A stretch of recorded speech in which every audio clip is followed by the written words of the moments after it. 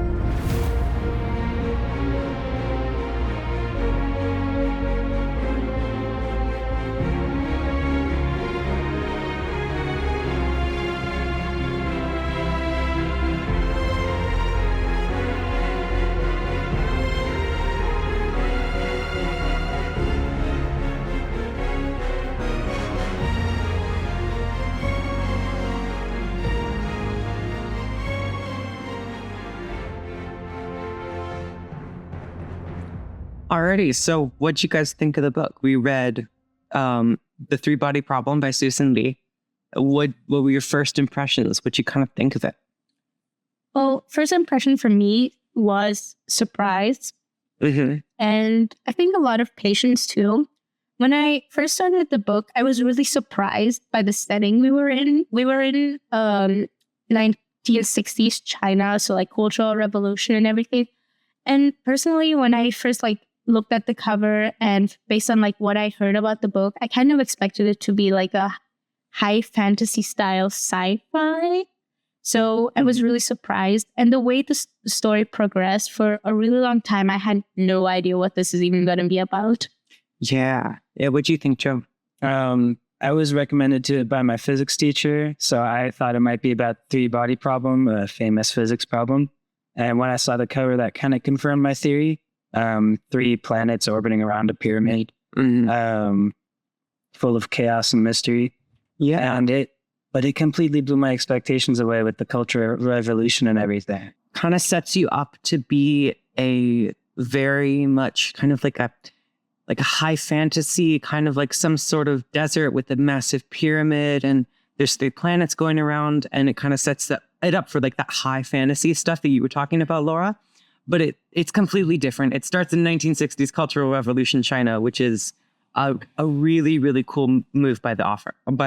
Yeah, and for the rest of the book, it remains in this contemporary era. Mm-hmm. So it feels a lot more grounded in a way. Yeah, I definitely agree with that. What were y'all's favorite characters? Joe, you want to start? I loved Dashi. At first, I hated him for most of the book until one chapter. He was kind of this unceasing thorn in your side that also kind of motivated you a bit somehow. Mm-hmm. Yeah. What about you, Laura? Well, I think that one of the most important characters was definitely Wang Miao. He was the one who we got to experience the whole story through. He was basically the reader the whole book. And I think that in a lot of ways, he was the one who you can kind of feel the themes in a lot. Mm-hmm. So one of the themes that he wrote down for this book was humanity's dependence on order and loss of sanity. And I think that Wang Miao very much encompasses that. Yeah. We see that when he has the countdown in his eye and he goes completely insane over this idea because he just doesn't think it makes any sense. And when the idea of the laws of physics not applying, he also really quickly just loses his will to live and his trust in the world. Yeah.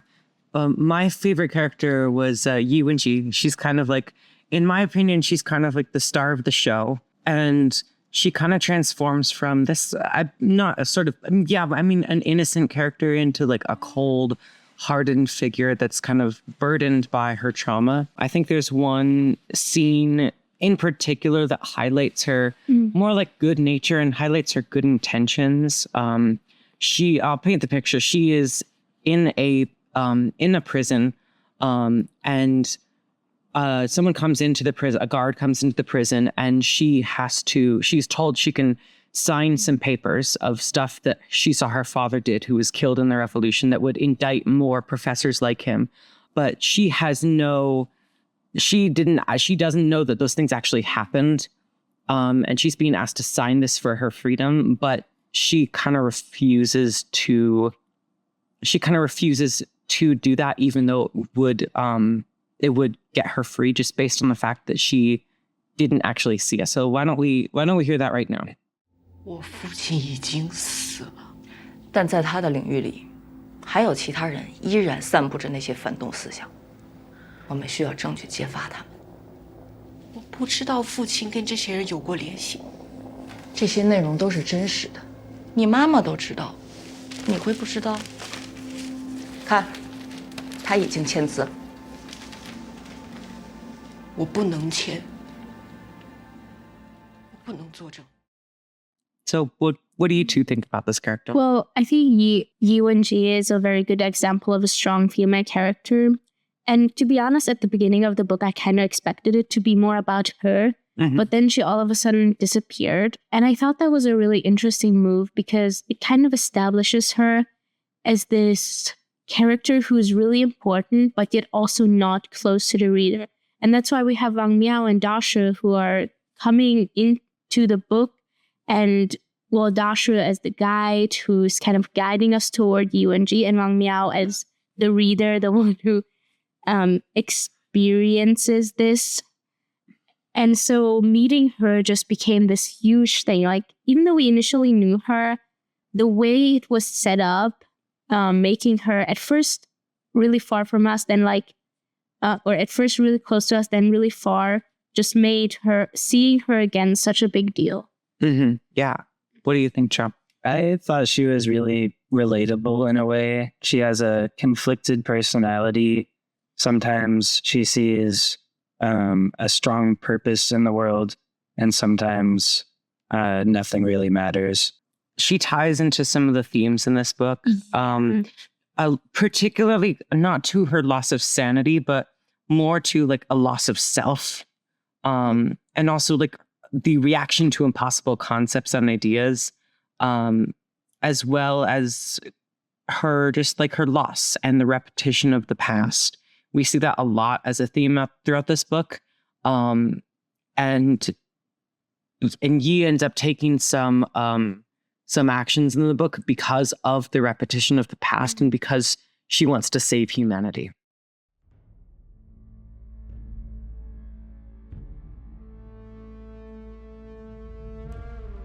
Welcome to Civilization 137, Copernicus. Where are we going? We are going to the pyramid to see Emperor Zhou.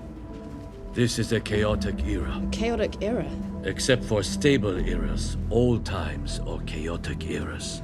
When a new era arrives, the Emperor consults great minds about the movements of the sun.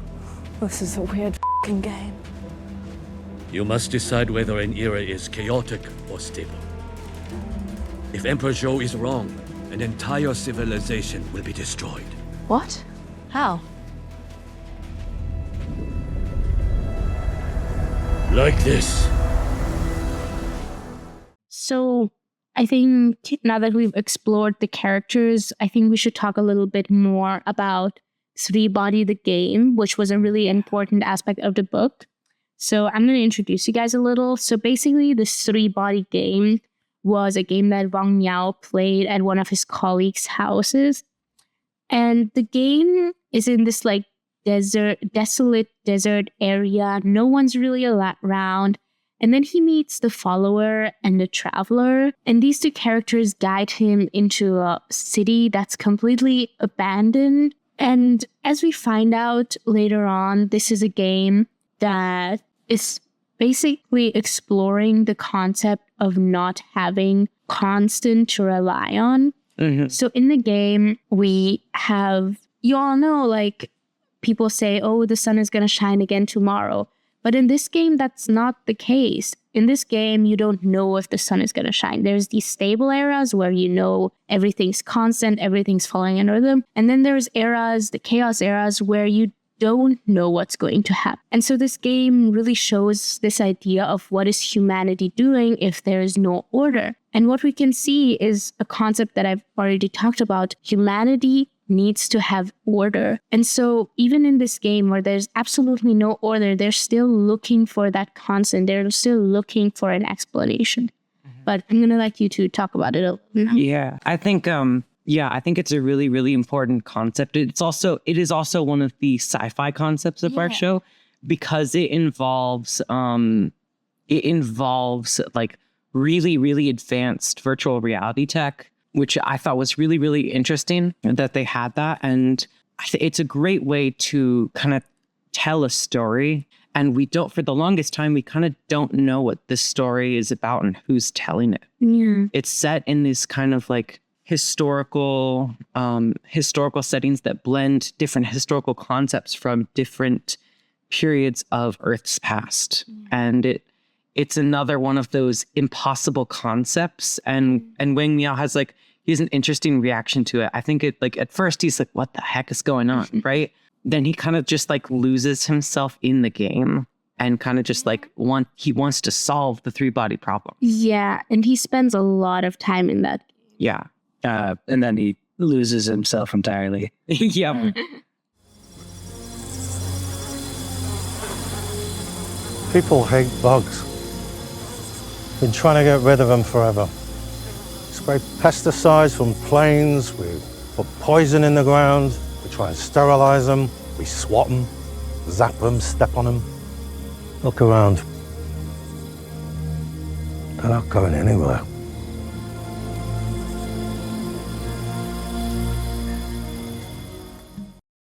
So Dashi it's like the author immediately tried to do everything in his power to make the audience hate this character. Introducing other characters just so they could be described as despising Dashi. He's hated by his coworkers, just kept around because he's useful. He keeps Wang Miao going when he's going down this downward spiral due to three-body problem, due to physics breaking down, law and order around him. Mm-hmm.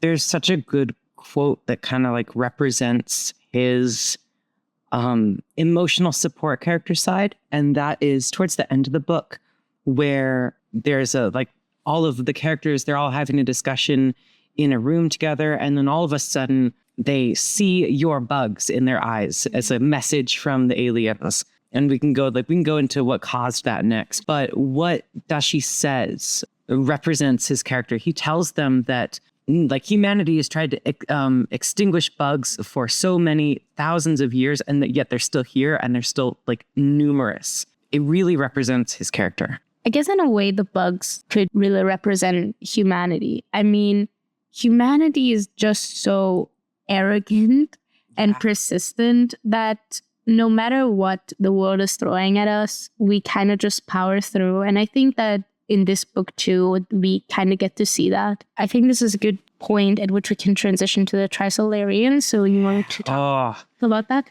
The Trisolarians are one of my favorite. They're kind of like a character within themselves, even though it's a whole species. They are the main focus of this book.